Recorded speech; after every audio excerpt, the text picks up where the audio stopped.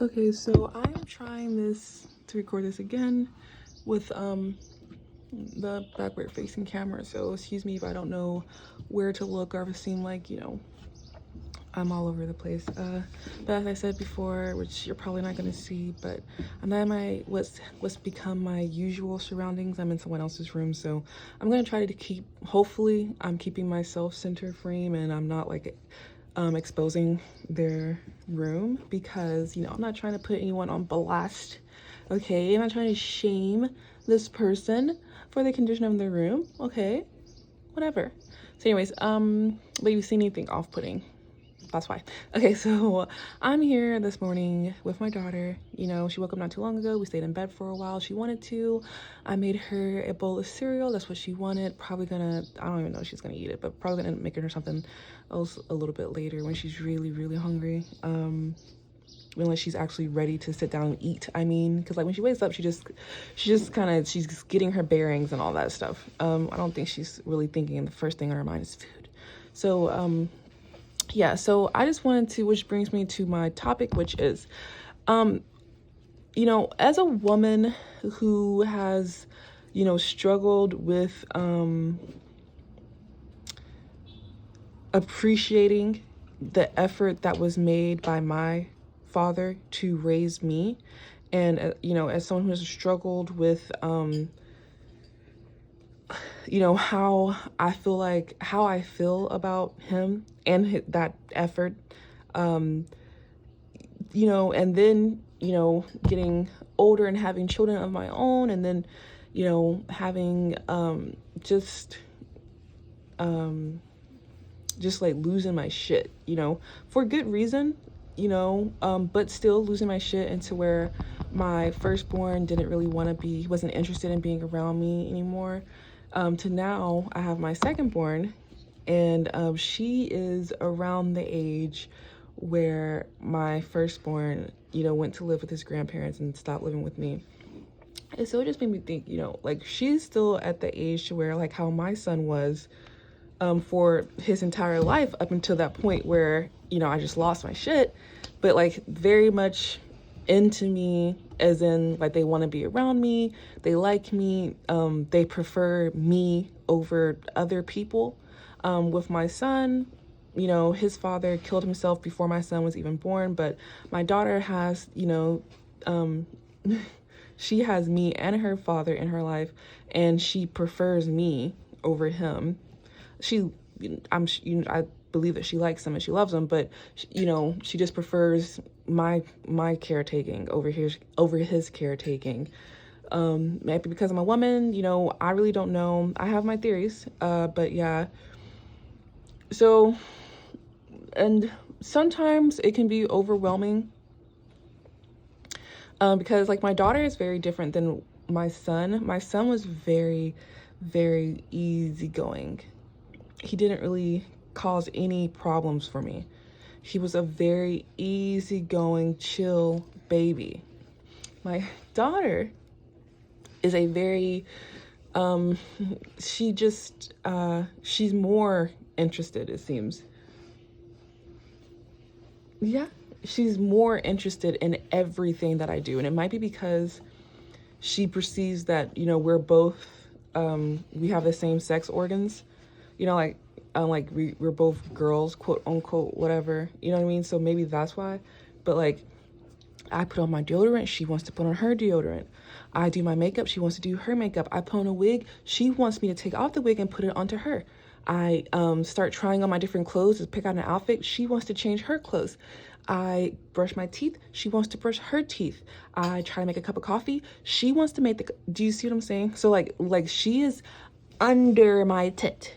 Okay, like she does not let me breathe.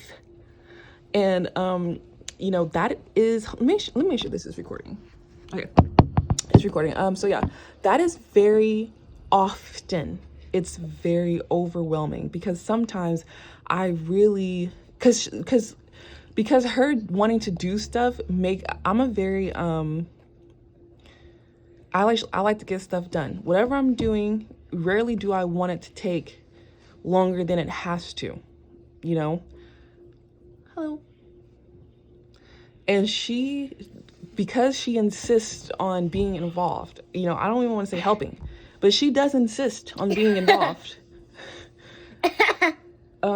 She makes things take so long, and it's like, if only you. Yeah, I see a butterfly. I think it's a bird though. It is beautiful. But it's she makes things take so long, and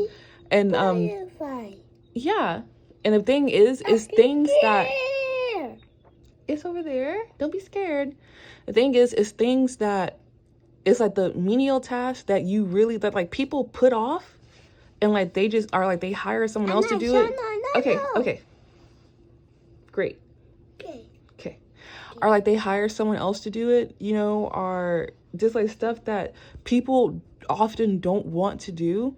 Or when they do finally do it, it's like you do it and then later like, you know what, that wasn't so hard, it didn't take that long. She makes those things take long.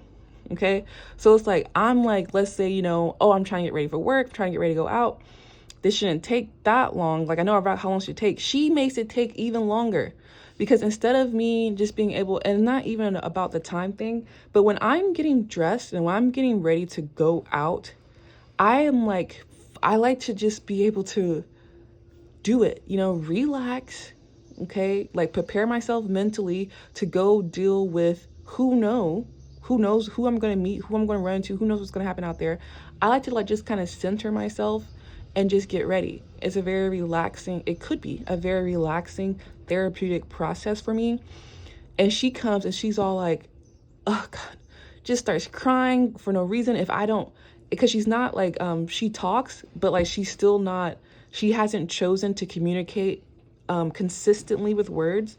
So I have to spend so much time, trying to guess and presume what it is that she wants, when she wants. What does this sound mean? What does that face mean? What does, and it's like, just leave me alone, so for like 30 minutes to an hour, so that I can do this by myself, for myself. She doesn't get it. She does, or at least she just doesn't care, which is something that I feel like, it's not like, oh, she doesn't understand, yeah, she does. She just doesn't care. She doesn't care. And I feel like that's something that like you hear, people who really do spend time around children, and like, not those weirdos. Stop. Not those weirdos who are all like, oh yeah, children are the bee's knees. Like the people who have no children, they're like, oh, let me come watch your children. Keep an eye on those folks. But like people who really, spend time around children, like they understand that children are not incapable of being bad people, of being unpleasant people. It's not like, oh, they don't get it, they don't understand. Yeah, maybe they're just an a-hole, actually. Yeah. And they're just choosing to do that. And then it's like, because they're children, they're not facing a lot of the consequences that if an adult treats you poorly, they expect, hopefully, a certain level of pushback. But when a child treats you poorly, it's like that TikTok video that went viral, and like the adult was talking to the kid. You know how to put on your sock. You got that. And the woman was talking to the kid, and she was all like, okay, like you have to say excuse me, or you have to say sorry, something like that. And the kid said to her, with her mouth, she said, but I'm a baby. And the adult was like, yeah, but you still have to, say that. And she's like, but I'm a baby. You know what I mean? And it's like, yes, that's, it was funny because like to hear her little kid voice say that, but it just shows you that they understand, they know, they do know, and they're choosing deliberately to be jerks, and I'm not saying, punish them for it, or, I don't know how you deal with your child being a jerk to you. I'm just saying that it's not I don't convince myself that this is an ignorance-based hurt that she's giving me. And like, oh, well, she doesn't know any better, because that's not true. It's just that she doesn't care. And that's something that I talk about with her dad, because like I said, I am her primary caretaker, where it's like, how do I process this? How do I deal with this? How do I cope with this child who is choosing to treat me poorly? What do you do with that? How do you deal with that? Because again, this isn't an adult, you know, it is a child, right? So, you know, difficult. But so yeah, all that to say is she harasses me regularly. Like, back, no. It's a bug? How about you go eat your cereal? Cereal. Okay. You know, like let's say like I go to do the laundry and I'm trying to clean out the filter, you know, with the lint. And she just takes forever and a day, you know, I want to go take out the, okay, shh. I want to walk to take out the trash. You know, I'm a fast walker. I'm a speed walker. Even if I'm like walking leisurely, I have to if I walk slow, it's because I mentally told myself probably like slow down, you know, relax. But like just if I don't think about it, I walk fast. Like, especially like with all like this heat, you know, and I sweat really quick. Like if I'm going to take out the trash, I want to go it's like at least a block, you know, to walk and take out the trash and then come back. And it's like, oh, my daughter just like, she makes everything so much more complicated and long than it has to be. And it's really it really tests my spirit. And so what I do remember though is she's not gonna be like this always. And like I know like that's like on the one hand that's like consolation, because all like she is gonna grow up and I am gonna be able to tell her off like I would any other adult. But not even just that, like okay, she's gonna grow up and she might not feel this way anymore. She could very well decide that she doesn't like me anymore. You know, like when kids like really start to think and they just feel differently, you know, and they understand that you're just like them. And it's funny because the way that you hear it put often is like, oh, your children understand that you're not superhero. Like you're not superheroes. And I think it's more, it's more, I don't know. Here, you want to use it? Because I don't want to. I don't want to do it. Do you want to do it? I think something more accurate to say is they realize, and they might not be at a level of maturity to admit it. If they were like if they were journaling about it, or if they were like talking to their friends about it, I don't know, you know, who knows. But what they realize is that you are just like them. Yeah. It's like, yeah, like you were choosing, you know, for a time deliberately, consequence free, to be a jerk. You know, you have to realize is that I can be a jerk to you, consequence free as well. Yeah, I could. And, you know, me not doing so is not because I have to, it's a choice that I make. And, you know, so, you know, that's the thing about children. So I don't even like, I used to, because of the way that like I've been programmed to think about childhood and parenthood and all that stuff. I used to be all like, oh, so sad. I was so sad that my son didn't want to be around me anymore. And now I don't care.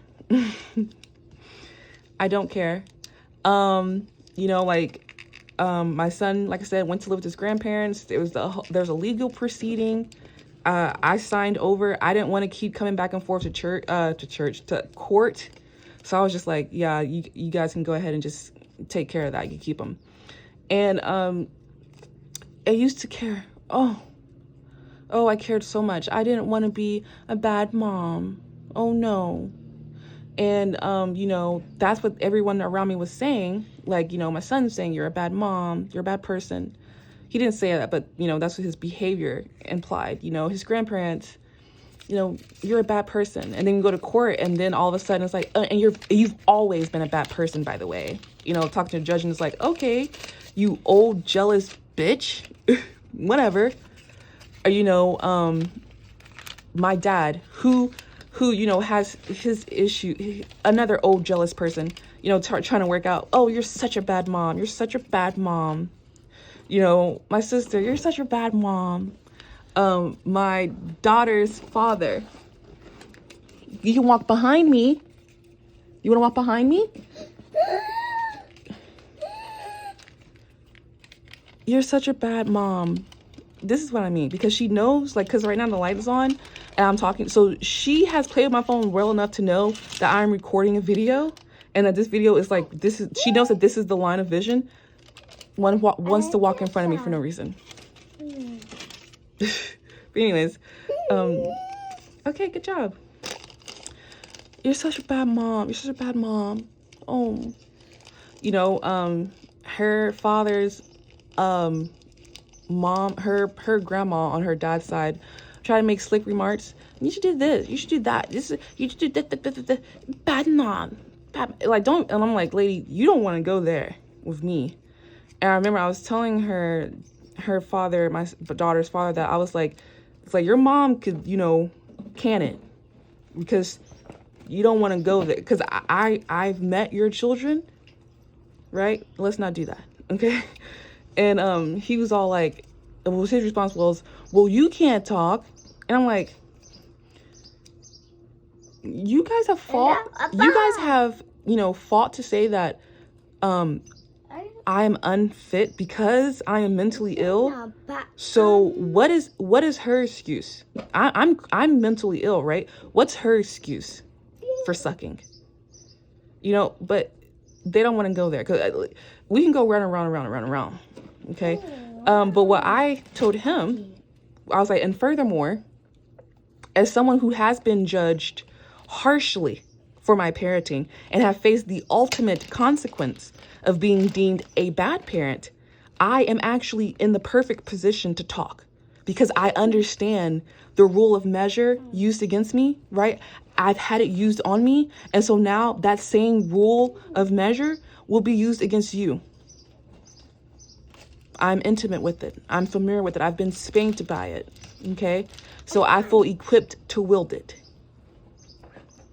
But yeah, so I used to really care, you know, I'll be journaling and I'll be like, oh, you know, my child, oh, my child. I really don't care. I don't care anymore. You know, the way I feel about it is, if he gets older and he wants to try to talk and have a relationship, I might be down for it. I can't even say that I will for sure. I don't know, because I'm not gonna welcome any BS, and I'm not here for it. I've had to listen to so many people talk shit, and I you know, I very well might not be in a position to hear more. So if he wants to come with some sense and understanding, then that's fine. But if he tries to come with like that whole child guilt, like, oh you no thank you, I'm good. You know. And what I was thinking about was how men excuse being absent parents all the time.